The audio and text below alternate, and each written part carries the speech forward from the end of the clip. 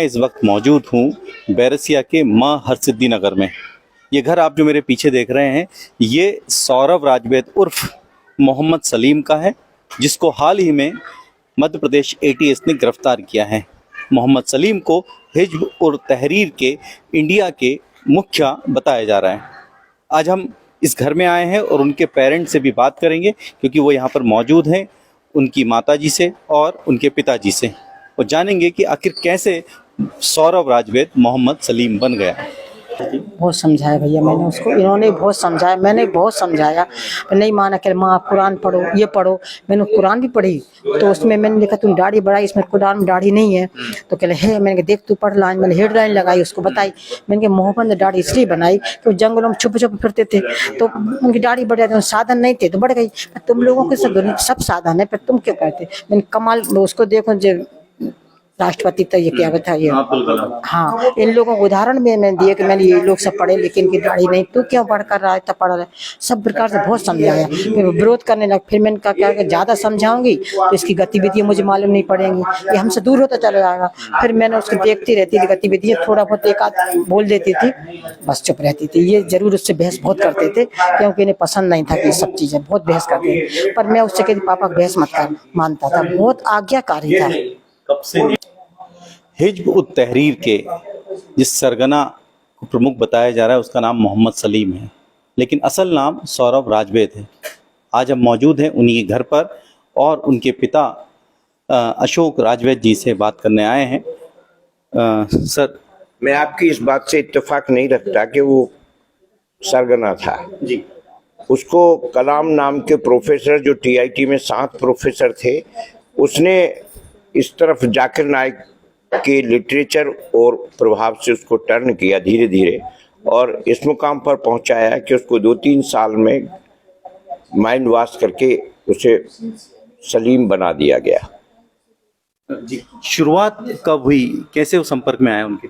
2010 में एक ही कॉलेज में जब प्रोफेसर थे तो उसके संपर्क में आ गया ये।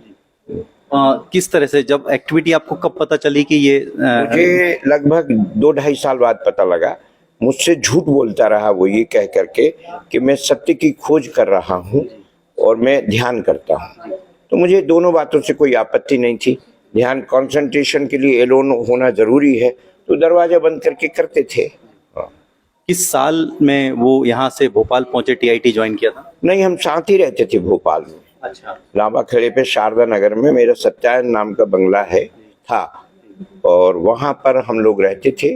और ये जैसे ही पीएचडी एम फार्मा करके कर्नाटक से आया तो इसकी तुरंत नौकरी लगी ट्रूवा में। ट्रूवा से फिर कलखड़ा के कॉलेज में, वहाँ से टीआईटी में आ गया जैसे जैसे वेतन बढ़ता गया।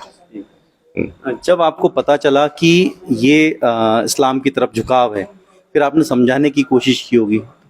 इस्लाम की तरफ झुकाव से मुझे उतनी आपत्ति नहीं थी जितनी कि इस्लाम के नाम पर ये देश विरोधी बातें करके मुझसे कुतर्क करता था जी। उस कुतर्क से परेशानी होती थी। जैसे कि रक्षाबंधन के दिन इसने बहनों से राखी नहीं बंधाई तो मुझे बहुत आपत्ति हुई। मैंने कहा कि कई मुसलमान बैरसिया में मेरे घर आकर खुद राखी बनाकर मुस्लिम औरतें मेरे पिता को बांधती थी, और तुम उनसे बढ़ गए। पाकिस्तान इस्लामिक राष्ट्र है, वहाँ पे सारे लोग दाढ़ी बनाते हो, तुम दाढ़ी बढ़ा करके अपना ड्रामा करते हो। तो मैंने कहा मेरा सोच ये कि इस्लाम का दाढ़ी, नमाज, इन सब चीज़ों से कोई सीधा सरोकार नहीं है।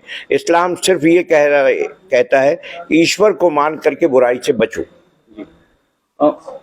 घर छोड़ दिया या फिर आपने कहा कब गए? मुझे जब ऐसा लगा कि ये आदमी घर में बहुत दिक्कत कर रहा है, इसकी जीने का स्टाइल बिल्कुल 36 का हो चुका है, हमारे घर के खिलाफ हो गया है, तो मैंने कहा अब तुम्हारे लिए गुंजाइश नहीं। जब इसने अपनी बहनों से राखी नहीं बंधाई तो मैंने अब नहीं रह सकते, मैंने इसे निकाला है।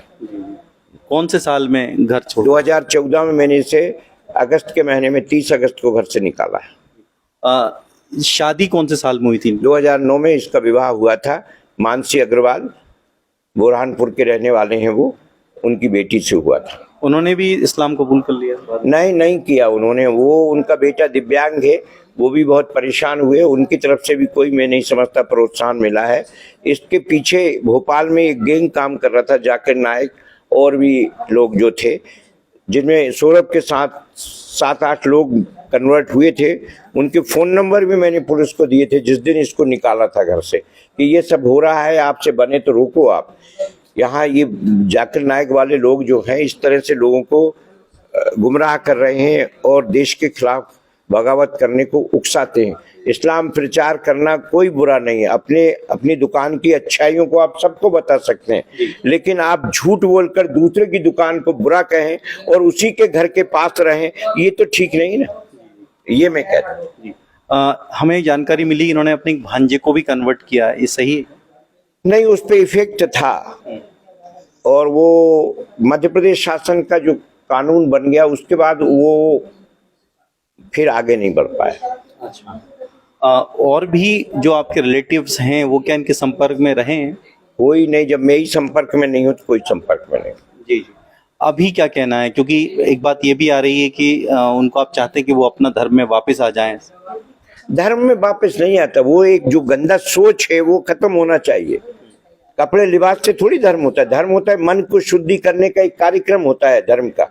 वो कार्यक्रम कोई गलत नहीं है, किसी भी मजहब का गलत नहीं है, लेकिन आप उसका ढोंग करते हैं और उसके बाद आप जिस देश के बहुसंख्यक संप्रदाय के साथ रहते हैं और उनके खिलाफ साजिश करते हैं तो वो तो धर्म का हिस्सा नहीं है, वो तो एक पॉलिटिकल महत्वाकांक्षा है, राजनीतिक महत्वाकांक्षा है। आप यहाँ के जीवन को बर्बाद करना चाहते हैं और एक बेवकूफ़ भरी मान्यताओं से इस देश को दूषित करना चाहते हैं, ये तो ठीक नहीं। ऐसा होके लौटना मेरे लिए कोई मायने नहीं रखता। अगर वो सौरभ बंद करके जैसा प्यारा लड़का था, मेहनत करने वाला था, ईमानदारी से पढ़ाता था, बहुत ही जो है इतना हिसाब किताबी था, एक पैसा फिजूल खर्च नहीं करता था, सबकी सुनता था, वो पता नहीं कहाँ खो गया, इस कमाल के चक्कर में कमाल हो गया।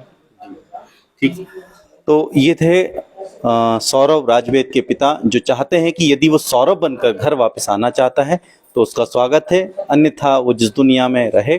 और ये साथ ये भी जी जी बिल्कुल सर, कि जहां तक जो आरोप लगाया कि वो बंदूक चलाना सिखा रहे थे, वो ऐसा कर रहे थे, मुझे रत्ती भर विश्वास नहीं कि सौरभ ऐसा कर सकता है। लेकिन वो सौरभ जो है अपने धर्म जिसे वो इस्लाम मान चुका था उसकी विशिष्टताओं को मुसलमानों को समझाने लगा। इससे मुझे बराबर ऐसा लगता है मुसलमानों की आंख में ही वो क्रिकरी बन गया और उन्होंने इसको साजिश का शिकार बनाया।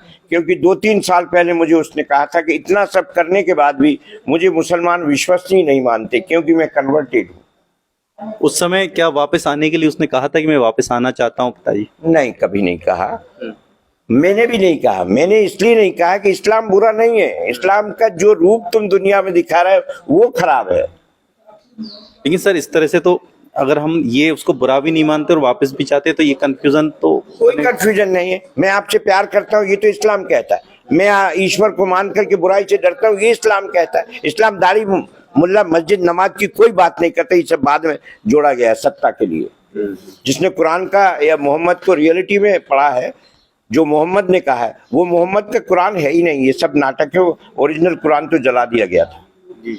तो अभी आप कह रहे हैं कि सौरभ के रूप में वापस आए, लेकिन वो नहीं आए क्योंकि अब तो पुलिस में भी कार्रवाई हो गई, FIR भी। वो जो भी मेरा कहना इतना ही है कि जो भी सबूत मिले सही साक्ष्यों के आधार पर और वो गुनाहगार है तो उस पर कार्रवाई होना चाहिए, लेकिन ये भी देखना चाहिए वो किसी साजिश का हिस्सा तो नहीं है। मुझे ऐसा ही लगता है कि वो साजिश का हिस्सा बनाया गया है।